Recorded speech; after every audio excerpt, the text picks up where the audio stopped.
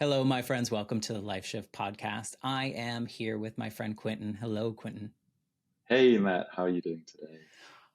I'm good. We had a little chat before. A little behind the scenes. This is early January that we're recording this, and who knows when it will come out. But I just started back to work. This is the first recording that I've done of 2024. So, welcome to whatever transpires.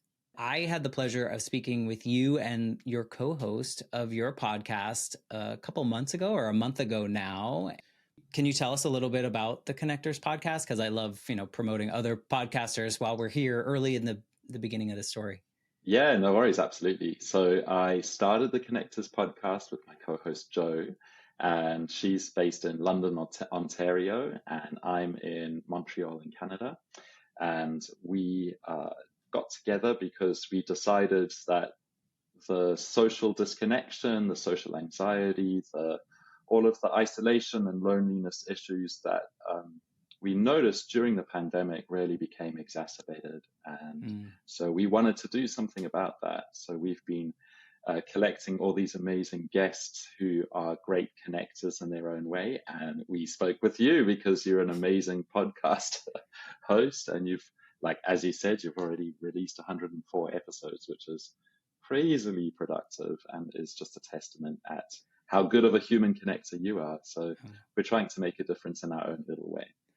Well, thank you. I appreciate those comments. I am bad at taking compliments in a way, but I think you probably feel the same way. Like, I never really thought that I would have this opportunity or this platform, or even imagined, even when I knew about podcasts, that I would be someone that would be talking to strangers about personal stories or things in their lives that totally shifted. And so every day I'm just like, wow, like, what is this journey that is unfolding ahead of me? And so I am excited to see where you guys take yours. Because how long have you guys been doing this podcast? End of February, we will start our second year. So we're almost Awesome. at year two, almost at the Awesome. anniversary. Awesome. Yeah. And you reached out a while ago, and then somehow in all of the emails or something, our paths did not recross, even though I thought I responded and you never got it. And so here we are, finally being able to share how you got to be the human that you are today. And I think I will be able to relate to a lot of the ideas or the unless you change it on me, I can relate to some of the story that you're going to share today and how things transpired and why we get to the place that we are and why we feel the way we do. So before you get into the backstory, kind of leading us up to that, maybe you can just tell us a little bit about who you are at this moment without giving away too much. Sure, absolutely. I am a global citizen. I have lived in 6 different countries. I Wow. have been very fortunate that I have immersed myself in all sorts of different cultures. I was originally born in Zimbabwe in Africa and lived for a few years in Asia, lived for a few years in Latin America, and then I decided to immigrate to Canada and settled here in Montreal, mostly because I speak French. So it seemed like a really good place to settle for me. I mean, I can't relate with that part of your life. I think it's so fascinating as an American. I feel like Americans, we like to travel, I guess. A lot of us like to travel, but the idea of living elsewhere and being brave enough, I guess, has always been so interesting to me. Like, I feel like living in 4 different states felt like a lot. I can't imagine with such a culture shift from all the different countries and continents that you've lived on. I mean, what was that like? Were you searching, or were you just wanted to meet new people, new cultures, or were you like searching for something that felt unfulfilled? You know, that's a really interesting question. So a lot of my ancestors have moved countries. They moved from Europe down to Africa, to South Africa, as Germans and Dutch and British people after the Second World War. But Zimbabwe's not the most open-minded Mm. culture. Like growing up as a gay kid, it was really tough. You got to repress yourself a lot. It's illegal to be gay there, so you can be thrown in prison for 5 years without a trial. So, like, when I realized as a teenager, oh, I'm different, and then I realized what the environment was, I thought, oof, I better make a plan to get out of here because it's not a place to become an adult and Right. really develop and figure out who I am. And I clearly can't spread my wings Right. to my full extent here. Was your family super supportive of you leaving and going other places, or was this something that was like almost like an escape for you? I know this is not part of your story, but I was just curious. No problem. That's so interesting because I love telling stories, and one of the stories that I tell is called My Escape from Home. Mm, And it's about leaving a very conservative Christian family where my father was a preacher and my mom was a good conservative Christian preacher's wife.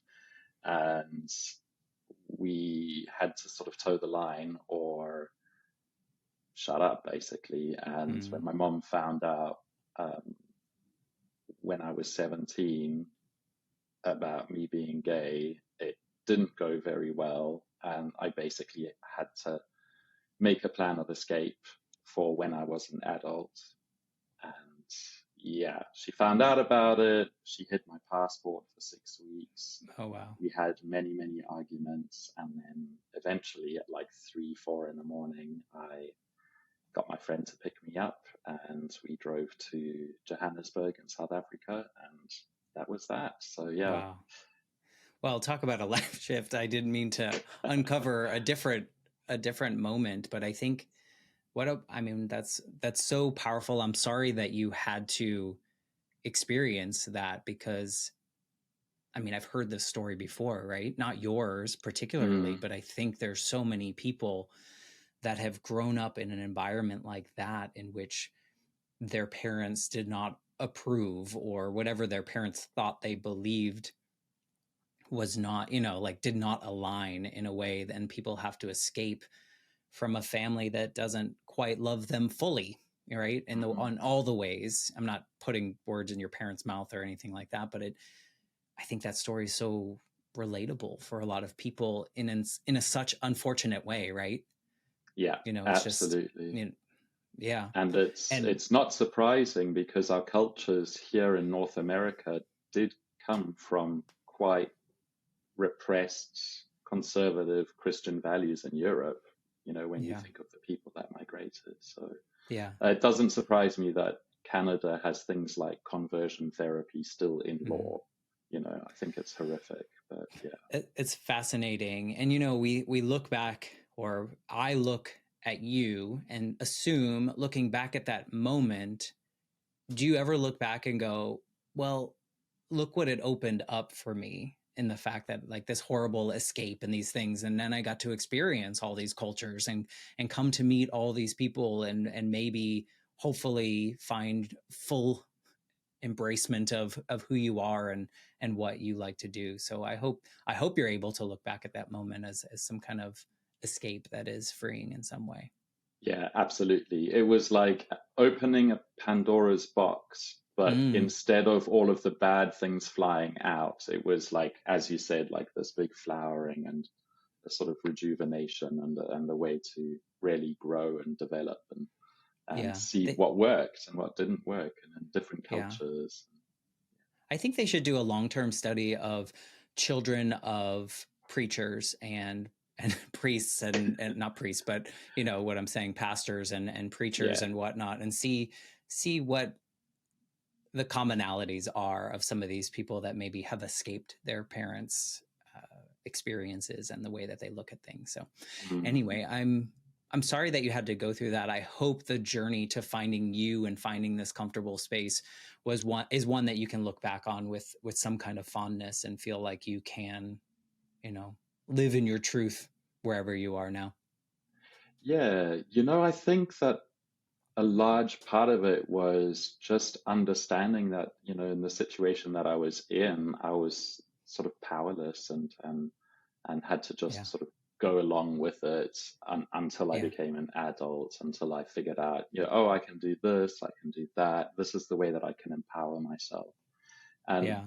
I've done a fair amount of work of looking back at young Quinten and saying, it's okay, like, don't worry, you can grieve that part of you. It wasn't a Hmm. great time.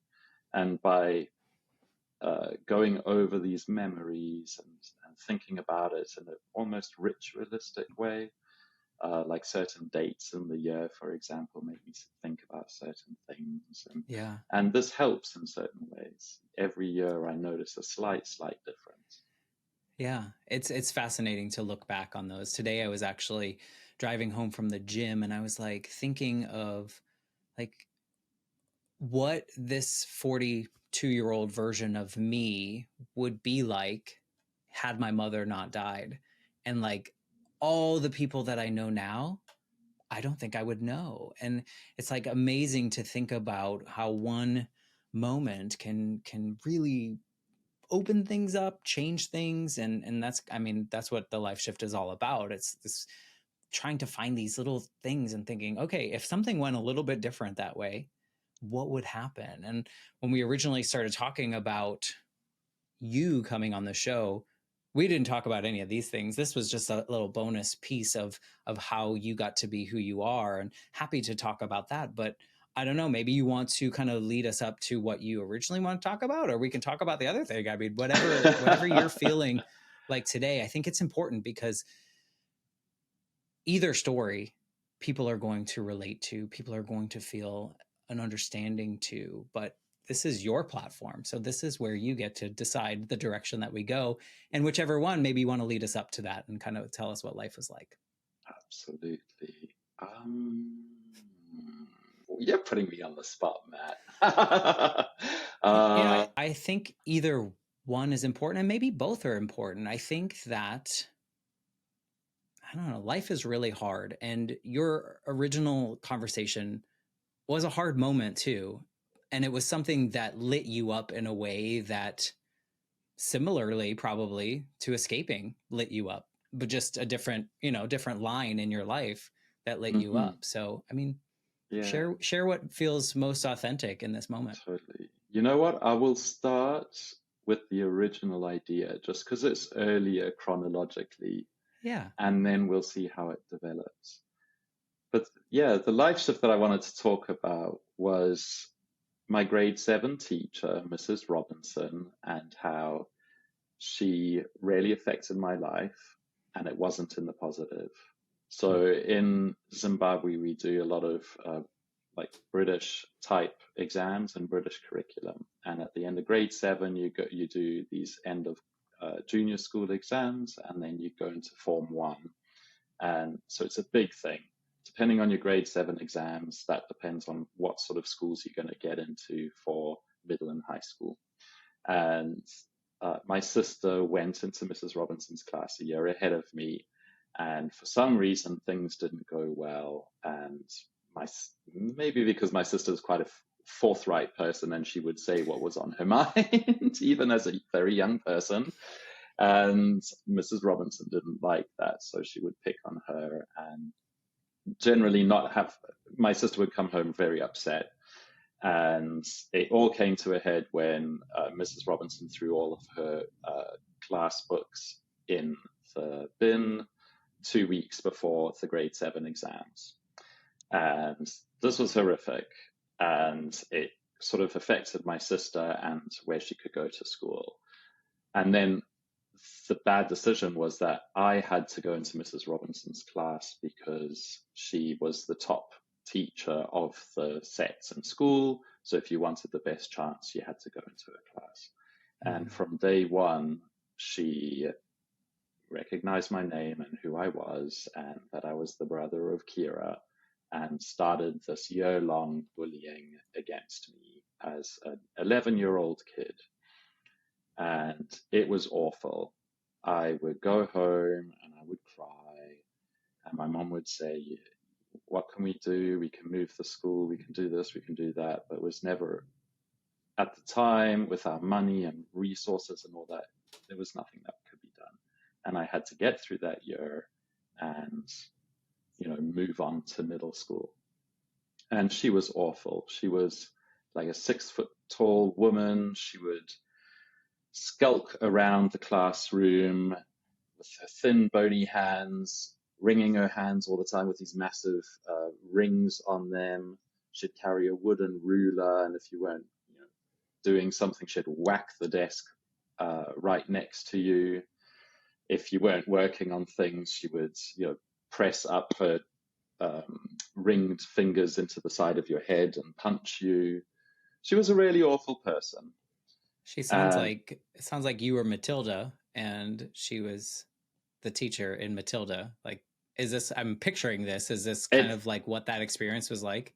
She was a total Mrs. Trunchbull. Yeah, I love Roald Dahl. He's an amazing writer, and he could see the sort of negative sides to being a child. He really illustrated that so well. She was very similar to that, except she was thin and scrawny and looked like she sucked on lemons all the time. But yeah, the crux of that story is that it was very clear to me that I didn't have power in that situation. I had to get through it. And I realized that, oh, wow, sometimes there are these people that will just hold something over you for no reason, except they just dislike something about you, or doesn't even necessarily need to be you. It can be your family, or where you came from, or your culture, or the language, or the religion that you have. So like really, really young, I sort of realized, wow, okay, whatever I choose in life, it's got to be different. It's got to be some way that I'll never make a person feel like they're small and shut away in a corner, and I will never torment them and throw their books in the bin, a couple of weeks before all important exams. Yeah. I'm sorry if I keep bringing this up, but No. does it feel like there was a lot of parallels between that experience in school and the way you felt as an older teenager at home? Because it feels like there was this experience in which you weren't able to do or be who you were or do what you want to do, whether you were in 7th grade or whether you were a teenager kind of trying to live your own life. And there was always someone above you, if you will, saying, no, that's like not the way. You can't do it that way. I'm in charge. Your life is mine. Your role as a child or a student is mine. Do you see a lot of, or did you always connect those two kind of experiences like that and feel that way? No, I never did connect them. It's interesting that you pinpoint the lack of power as like a parallel, because I could definitely see that, and definitely with women over me seem to have like this weird power thing. And sometimes it's middle-aged women or older, and I don't know what it is, but it's difficult to respond. If I venture to think that it's related to your mother and to trying to win the approval of someone, I can relate personally, and I can relate to that in a different way. Losing my mother as an 8-year-old, I was always on the hunt for another mother figure, whether that was a woman teacher, whether that was my friends' mothers, whether that was, like some motherly figure. I was always looking for that placeholder, if you will. And it kind of makes sense. Even as an adult, I do this. Like, this is something I do. And so if you see other women that are in that kind of age bracket that's, a little bit more than you in a teacher role or a mother role, I could see how there's this connection of like, I just want to make her happy. I just want to get the approval. I just want it. But it's scary because the experience of your teacher kind of shutting you down every time that you were trying to do something right, or trying to just be a kid, or trying to perform at your best. The same thing with your mom. I can see all those relations, and I think that's so relatable as a human. I think that we are seeking the things that we don't have, or we're trying to fill these pieces, and sometimes it becomes this fear or becomes something like that. And so, I'm sorry that you had to go through that, or still maybe, dealing with that. But I see such a connection of how those two women or those two experiences kind of can trigger something in a positive way, right? Because you're Hmm. always seeking to like do better or do something new or do something you weren't able to do before. And it sounds like this childhood experience in school was like, you can't ever win. There's got to be something better than this. Like, does everyone have this experience? Did you feel like you were the only one having this experience, or everyone was kind of getting that same treatment? Definitely not everyone was getting that same treatment. There was definitely something going on with my family, and like my parents got divorced the year before. We were excommunicated from our church, but my father stayed in the church community. Like it was very messy and nasty, Mm-hmm. and there was probably some sort of like overspill of that into the school, if I'm honest with you, and Yeah. some sort of bizarre rumor going around that made no sense or anything. I Right. definitely And also then she see, just took it out on you. yeah, exactly. Whereas it's like my mom and her would scream at each other or write nasty letters, but I'd have the bad day. Right. So Yeah. That's so I, interesting. Yeah. Go ahead. I also don't think that it was a general experience, because when you were just talking about seeking approval from these rather stern, distant women that make you always try to run to catch up. Um, I remember that I would stay weekends and have sleepovers at friends' houses, and the feeling in the home and the feeling with their mums was very, very different and very open and relaxed. And yeah, you could just be yourself, and Did it's a you more feel a relaxed way. jealousy? Yeah, definitely, Yeah. definitely. I got I to, can I've relate to spoken. that. Yeah, totally. I spoke to one of my best friends about it in December, because I would go and hang out with him a lot, and his brothers and his mom and dad. And yeah, it was a very different sort of. Right. You Saturday like and Sunday were long for great. that. Yeah. Yeah. I can understand that. Yeah, Was yeah. There's there, always was there this. something, was there something that your teacher, like, was there like a main event that was like, never, this moment is changing how I see things moving forward? Yeah, so it was again the run up to the exams. We had like mock exams to prepare for stuff, and I was getting things ready. I had all my stuff with me, and she came past, and this is how vindictive she was. She whacked the wooden ruler on my left hand, and I'm left handed, I write with Mm. my left hand. And it was so sore that I could barely write my mock exams. And I remember my mom again finding out about that and coming to the school and having a go at her. And I basically left the school for a couple of weeks until the final exams, and then went into the exam hall and wrote the exams. And that was the end of my junior school experience. But it was very clear that at that point that there was something systemic going on, and the school wasn't supporting me, and my mom just took it upon herself, I guess, to pull me out of school for a couple of Yeah. weeks. That's, eh, is that allowed? Like, I feel like it's so, I mean, I guess maybe, Uh, this is is like it like, Zimbabwe back in the 80s. Corporal yeah, punishment was allowed. okay, You could beat a child. without excuse? Because you Yeah, probably weren't doing anything, right? I was a student in school. Right, Like and for her, I was on best behavior. Why would I right, act out? I'd right. be picked on anyway, so I might as well just like fly under the radar and try and escape as quickly as possible. Yeah. My sister was the one who sort of pressed the buttons and pushed the boundaries and that sort of thing. Yeah, Yeah. and so she was like, I'm going to keep this kid in line because his sister was too much to handle, and I took care of that one, so I'm going to keep him in line.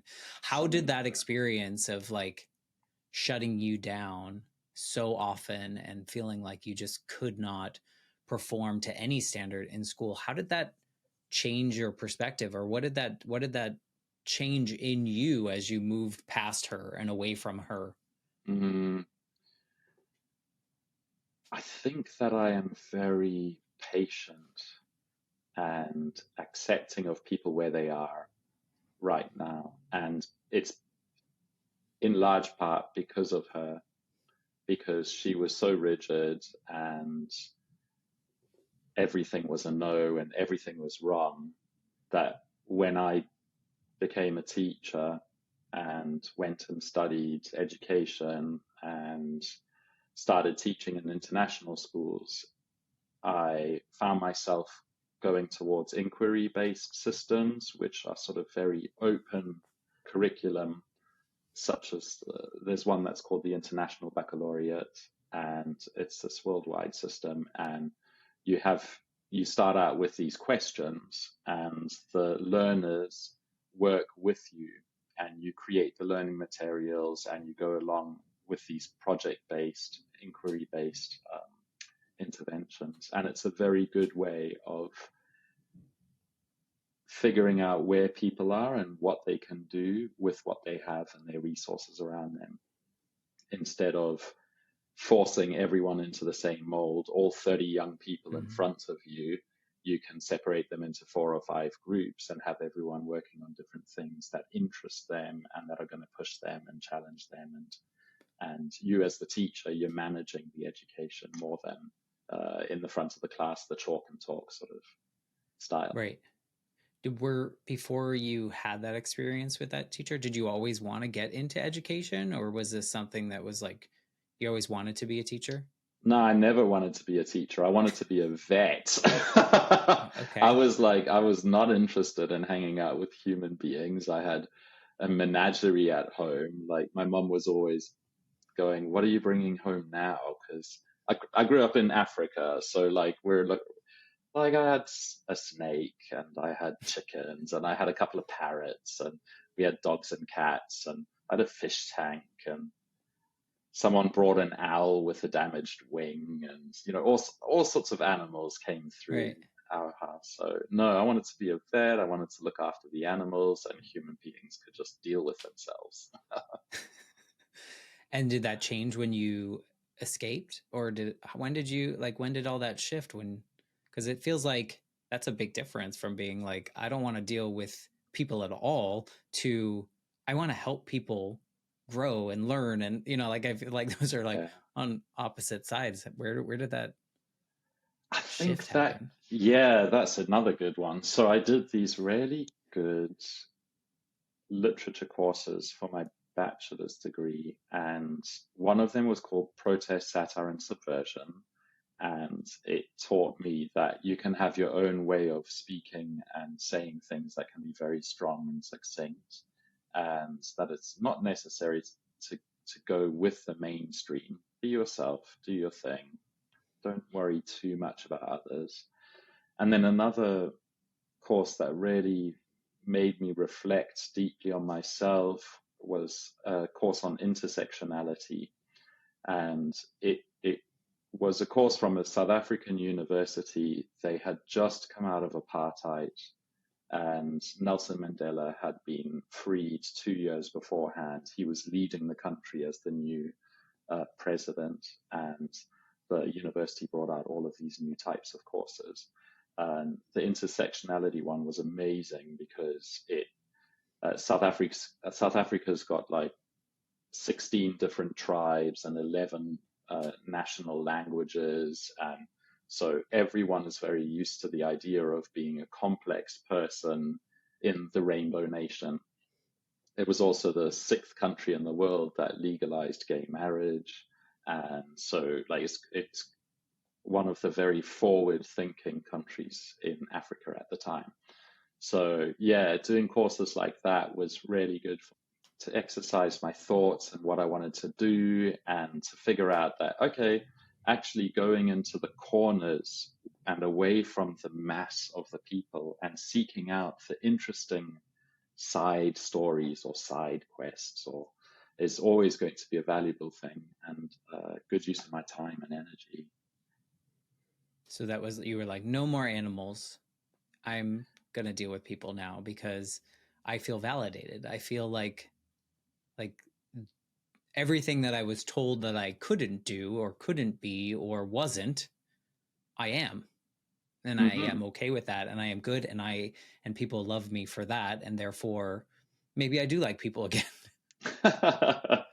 Yeah, I did have to go through the second escape to get to that point, Mm, and maybe that's yeah. So I said at the beginning of the conversation how I grew up in a really conservative family, yeah. and my parents divorced when I was 9, and when I was 17, my mom found out that I was gay, and she sent me to conversion therapy, which, if Oh, listeners don't know, it means that you go every week or very often to a Christian counselor, and they will go through the Bible and Bible verses, and you have to write down your thoughts and your feelings in a daily journal about how you feel about certain things in relation to the Bible and these quotes that they keep pushing on you.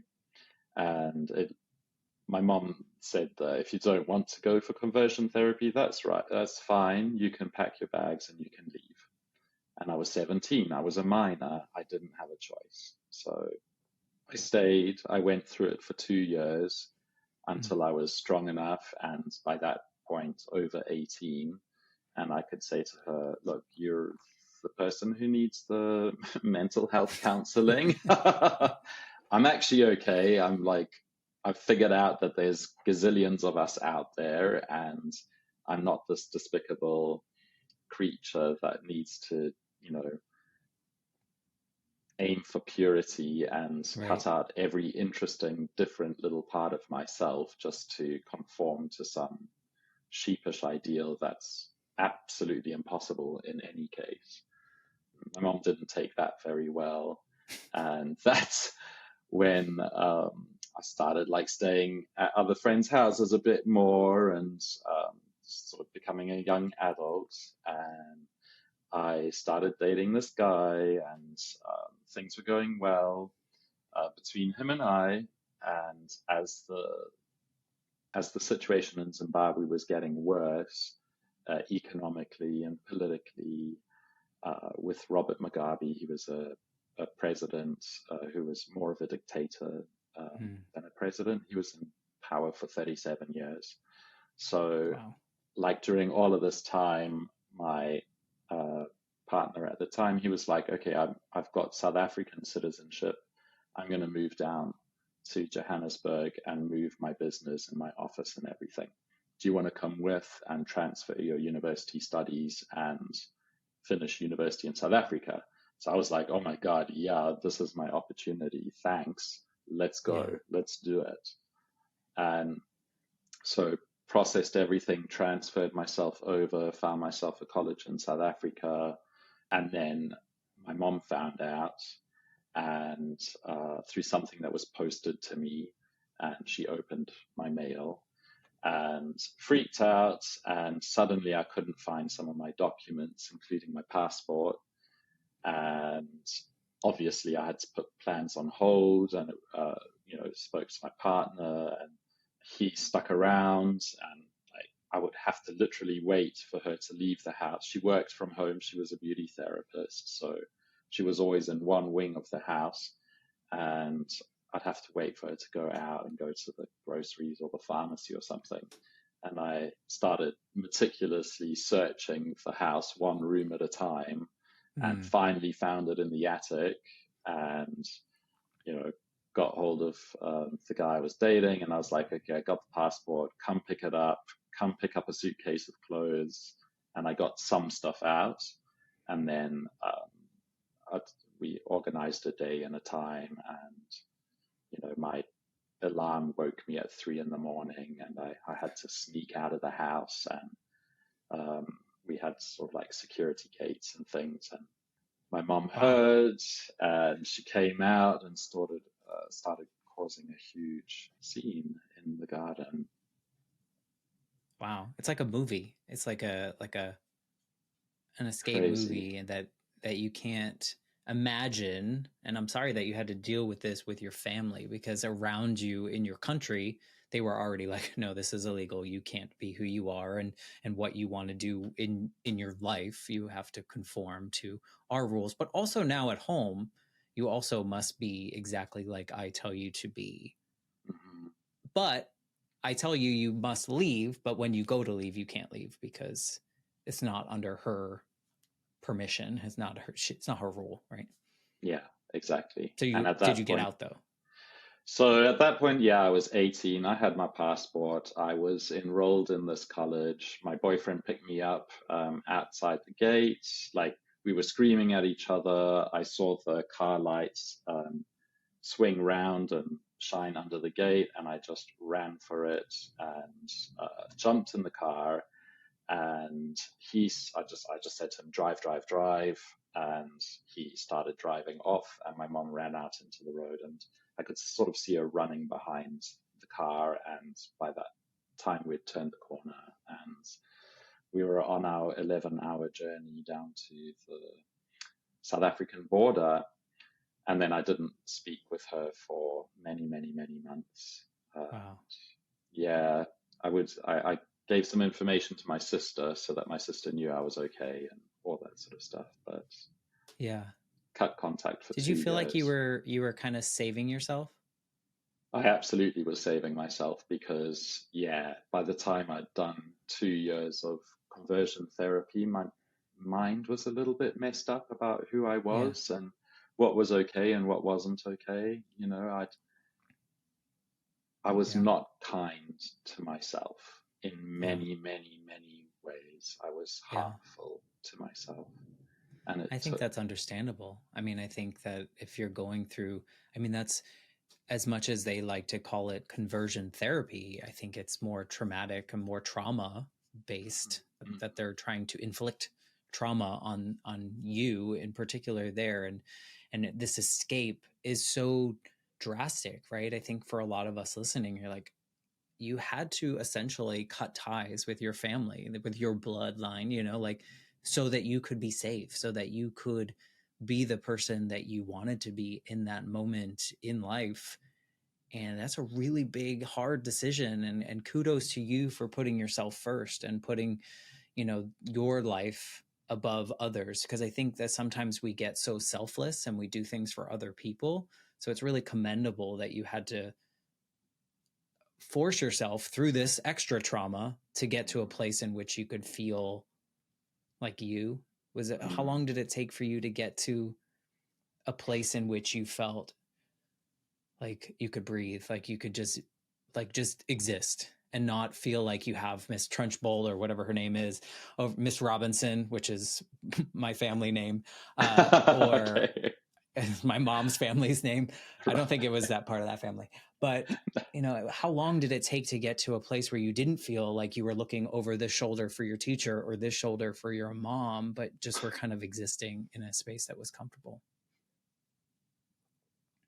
I'd have to say it took a good 4 or 5 years after that, because even in South Africa, there were echoes of this conservatism and this nationalism, like I remark sometimes with my friends here in North America about how pride festivals and pride months are celebratory and show a really nice kaleidoscope of colors and different cultures under the LGBT spectrum. But when I was in Johannesburg, it was, I think, the second pride that South Africa had ever held.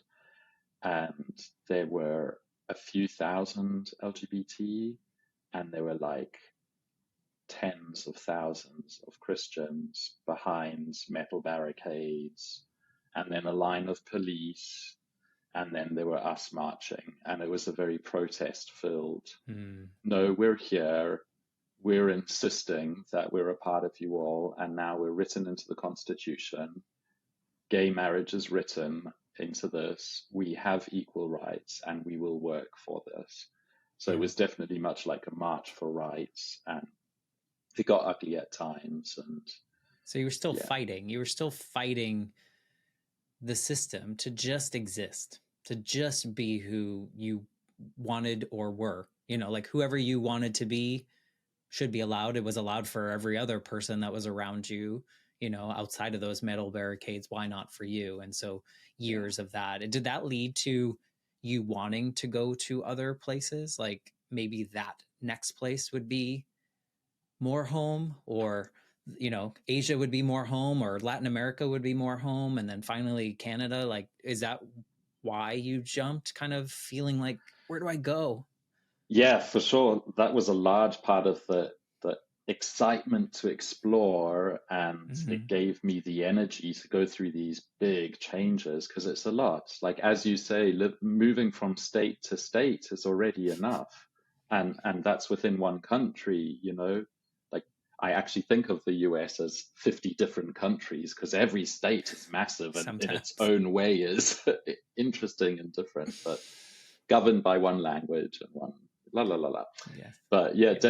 definitely wanted to travel and see different things. But that was 50% because the other 50% was okay, well, I'm in exile. Rarely, I can't go home to my home country for various reasons. Maybe I haven't been singled out by the government now because I'm a journalist or whatever and I'm writing against the government. But in some time, I will be on some government list. So I might as well get out now and stay away. Yeah. So it wasn't, so you say like 50% of it was just trying to find home, but like, is there a home to you? Like, where do you feel home? Hmm. Or do you? I mean, It's such a toughie. I feel home when I'm in the present moment, meditating, just connecting with whatever's around me, feeling who I am and my emotions and whatever I'm going through at that time. yeah. And you're able to do that now. I'm able to do that now. I think where I feel most human is where I am connecting with other people on the margins, other people of intersectionality, and I'm sharing stories and helping them with something that they've got to get some assistance on. And that Yeah. answers the call of my purpose and how I feel very good working with people. Yeah. So home isn't a place. I think a lot of us assign home to a place, but for you, it's more of a situation. It's not a location, but a space, if you will, Mm-hmm. around It's people. it's me myself connecting with myself, or it's a shared meaning Yeah. connecting with others, and when you see yourself in their eyes and they see themselves in your eyes, even though we're from vastly different areas Yeah. and stories, etc. If we can connect on these shared moments, uh, Yeah. that feels very natural to me and very Do you special. feel do you feel that these interactions with people, do you feel that those conversations are helping to validate you as a human and validate your experiences as totally valid, because the early part of your life you were seeking that validation and no one was, or the important people, quote unquote important people, were not validating who you were, and now you're able to do that, and that's why it feels like home. Yeah, I definitely think that that's part of it, and Yeah. it's listening to people who echo back to me that I am welcome, I'm Yeah. accepted, I'm just great for being who I am, and it's coming from me recognizing that I've got all of this global experience, and Yeah. that's a huge richness of diversity, and I can bring people into a deep conversation that might have been unsettling for both of us. Hmm. But yeah, I definitely think that that's part of me being a podcast host as well, because like I remember Joe and I had several conversations about what topics were off the table. And a year ago, I wasn't ready to talk about being gay and conversion therapy. And Yeah. slowly over a year and a bunch of wonderful guests and a bunch of wonderful conversations, I've also realized, okay, no, it's okay. I can be myself on Yeah. the podcast as well. Yeah. That's Yeah. good. Yeah. Yeah. How long did it take in your journey, or like at what point in your journey did you believe the people around you when they said you were welcome in their space, when you were part of them, or they saw themselves reflected in you? Because I could imagine that like our natural like human instinct is to like protect ourselves, and after so much fear-based experiences that you had, I did you have any of that experience where you just, I don't know if I believe you yet, kind of moments with people and connecting with them? Was that something that you experienced? I did have those hesitant moments, and in retrospect, I think it was a lot of me putting my arms out and keeping a distance. And this Safety. is, yeah, it's a safety thing. It's okay. I accept it. I still do it. I just am more aware and I tell people about it now. Yeah. And I'm like, Yeah. oh, you might see this and this and this, but don't worry. And just, it's just me doing stuff. I I think it's think, important. I I think think it that it's is. important. I think sharing that, like, here's my trauma, not be like, here's my trauma, but like, here's my trauma. Like, this is how I exist in the world. And here's why. Here are the reasons that I do the things that I do because of all the experiences that I have. It makes us such a layered, interesting humans, despite the terrible experiences that we may have gone through, you know? And so kudos to you for being open about that to them, because I think that's super important, probably for your relationships with the people around you. Definitely for the close relationships, yeah. But there was Yeah, I also mean, I like don't go to the supermarket and tell a them, but you start know. blabbing and yeah, we're not influencers yet. But I don't want to be a definitely, trauma-based influencer. God, can you imagine? No. You get in trouble quick. I think definitely there was an external side as well that like when I was living in Thailand, it was just such a different, open community and environment that it was very surprising. I had the students in my class, openly asking me, "Oh, well, do you date a man or a woman? Oh, you Mm-hmm. date a man. What's his name? Oh, he's Thai. Oh my God, you got to bring him to the next concert." And then I didn't bring him to the next concert for whatever reason, and they were like, "You said you'd bring him. Come Yeah. on." So then he came to the next concert, and everyone was super happy, and everyone Yeah. treated us as partners. And like that was crazy validation that you don't get in many schools ever. But Right. yeah, to have Thai people, the Buddhist culture, it's very um, just let the water flow and let things carry on, and nothing is so dramatic that you have to cause such a huge scene over it.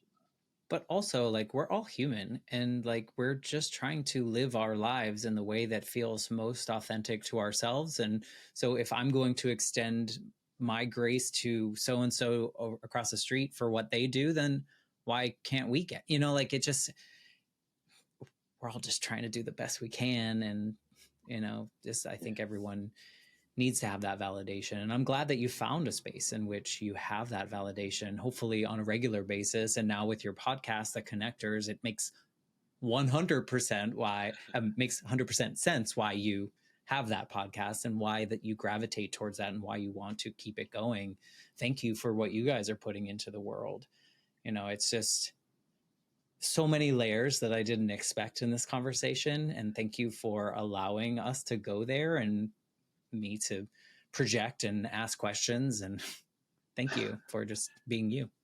No worries. Thank you so much for your time, Matt. It was a really surprising conversation, but So there was some I'm really awesome nuggets of wisdom and interesting I'm stories. wondering, I think I like to kind of bring these conversations kind of to a close with a question. And I'm wondering if you could go back to the version of Quinten that it was, in conversion therapy and being forced into this, and knowing now all these experiences that you've had, all these cultures that you've experienced, the people around you, the love that you feel on a regular basis, is there anything that you would want to tell that broken teenager that was being forced into a box that just was not the box you were meant to be in? Mm.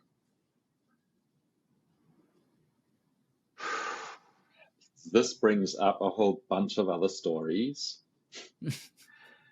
but I was very fortunate to have two older male mentors in my life, and one of them was a gay priest, Roman Catholic priest. And he told me, don't worry about it. You might think that you're a caterpillar right now and all spiky and not interesting, and you might feel like you have to camouflage yourself and hide away, but there's going to come some metamorphosis and some change, and there is this butterfly inside you. And I mean, that's not the thing you say to a 17 or 18-year-old boy. I was like, oh my gold butterfly, good Lord. But I cannot tell you how many times I have thought back to that little phrase and thought, someone sees a butterfly in me. Okay, there's work to be done, there's changes to be made, and let's see what comes of it. And that was very hopeful. I mean, it's a really great metaphor for this entire conversation of how you really, like, until you left and spread your wings, with no puns intended there, like, you really didn't start living. You really didn't start doing the things that brought you joy and comfort and safety and validation and all the things until you had to escape. You like had to, whether that was from school, you had to escape from your teacher, get away from her, but also get away from an environment that should have been safe, that should have been something that you could go home and be comforted in. And you had to escape that and do things that are no one else, a lot of other people could not imagine doing. So I'm most taken by the fact that you believed so much in yourself and you had so much love for yourself that you were willing to risk the things that many people are not willing to risk to take care of yourself. So thank you for that inspiration. Thank you, Matt. And thank you so much for the time to share my story with you today on the Life Shift. I appreciate it. I never know where these conversations are going to go, and yours was definitely not one that was on the form. And that's what I love about it. I think it's important. I think these are human stories that need to be shared, because guess what? You're not the only one that's experienced these things, right? And I think if we can help one other person listening to this episode right now that kind of feels like they were alone in their circumstance, and they hear something you said and they're like, oh, my experience is valid as well. Like, I'm not the only one that's gone through this. And look what he's doing now. Look what he's done. Speaking of that, if people want to like connect with you, get in your orbit, like what's the best way to become part of your circle? Maybe a wider circle, because you don't want them too close. You can always reach out to me on LinkedIn, Quinten Sheriff. I also manage the Design Co-op, so you can email me at quinten@thedesigncoop.ca. And if the story has resonated with you, then please do think of reaching out to me. I would really love to hear your perspectives and your opinions. I appreciate it. And I do encourage you listeners to reach out if any part of Quinten's story has touched you in a certain way or made you think of your own experiences. I know for certain that he would love to just have a side conversation with you, or just, chat about those experiences and how connected we are, whether we believe it or not. So thank you for that. We'll keep all that information, or we'll put all that information in the show notes so that they can easily reach out to you and connect with you. And if you are listening and you think that you know someone that might need to hear Quinten's story, we'd love it if you took this episode and sent it to a friend, or sent it to that person and said, hey, just listen to this and I thought of you. that's really, as an indie podcaster, that's like the best we can ask for, is the word of mouth and sharing these stories, because I do truly believe that they are important to share. So thank you for your time, Quinten. I really appreciate you, and everyone else. I will be back next week with a brand new episode. Thanks again.